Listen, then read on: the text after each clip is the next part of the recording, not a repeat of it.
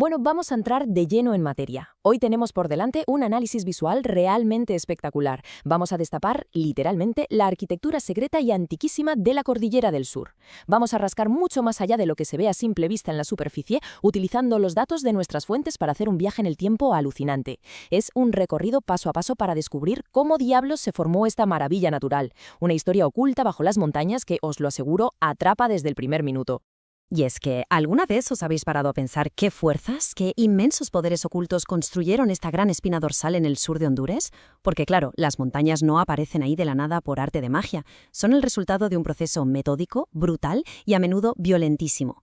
La gran pregunta que nos va a guiar hoy no solo busca entender qué levantó esta mole de roca, sino algo todavía más intrigante. ¿Hacia dónde demonios se dirige exactamente cuando esta misma cordillera desaparece bajo el agua? A ver, revisando la documentación académica fundacional de la que partimos, la cosa queda clarísima desde el primer momento. Estos textos confirman con datos duros que estas montañas son muchísimo más que un puñado de relieves en un mapa. Al estudiar la estratigrafía te das cuenta de que la superficie es solo la tapa de un libro gigantesco. Y como suele pasar siempre en geología, la verdadera historia, el núcleo del asunto, está en lo profundo de su estructura subyacente.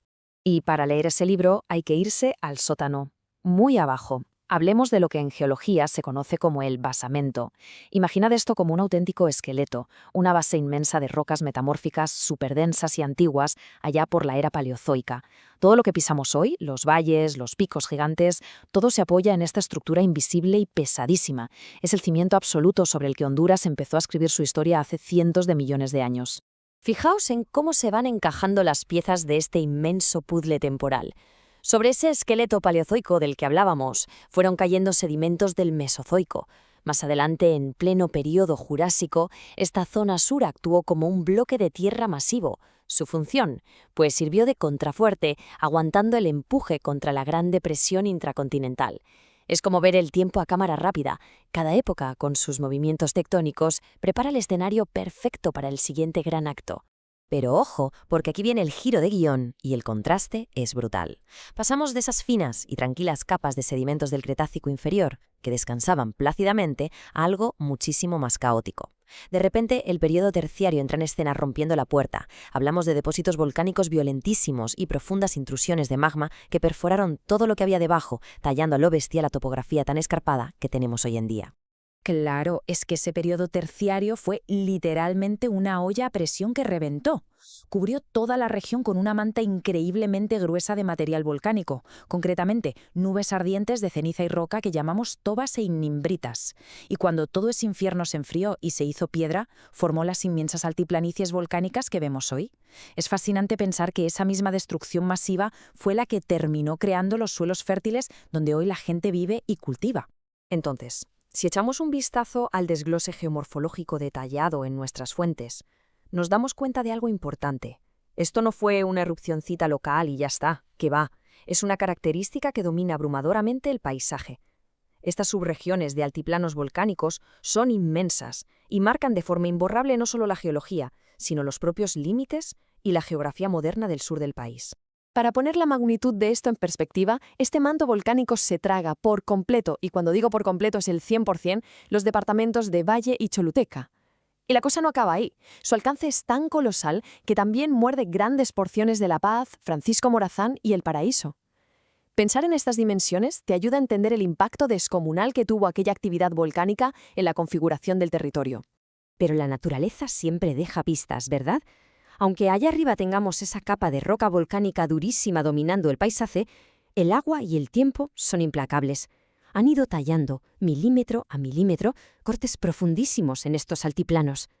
Y esas grietas, esos cañones, funcionan como auténticas ventanas en el tiempo. Dejan al descubierto esos sedimentos antiguos que estaban sepultados, permitiéndonos hacer un trabajo casi de detectives para leer la historia del planeta capa por capa. Y si nos alejamos un poco para ver la imagen completa a nivel macro, la cosa se vuelve todavía más interesante. Toda esta masa de tierra hace una especie de torsión increíble. Fijaos, en el oriente las montañas van en dirección noreste a suroeste, pero si te vas a la zona occidental, las cadenas giran bruscamente y se orientan de noroeste a sureste. Es como si viéramos las cicatrices de una danza titánica de placas tectónicas chocando a escala continental. Eso sí, toda esta locura volcánica y de terrenos escarpados no dura para siempre. En algún punto, la geología se relaja. Todo ese relieve accidentado cede, se suaviza bastante y acaba formando una planicie estrecha y súper regular. Y esta llanura tiene un propósito poético. Crea una pendiente suave que va bajando tranquilamente hasta abrazarse con las aguas del Golfo de Fonseca. El fuego violento fundiéndose al final con la calma del mar. Y bueno, son precisamente todos estos cimientos colosales los que nos han regalado la topografía espectacular de la actual Cordillera del Sur. Hablamos de auténticos gigantes de roca. Tenemos la Sierra del Merendón o el imponente macizo de Celaque que corona el techo del país, sin olvidarnos de Puca Opalaca o la inmensa cadena de Dipilto, que resulta ser la más extensa de todo el territorio. Es sencillamente una exhibición monumental de la fuerza del planeta.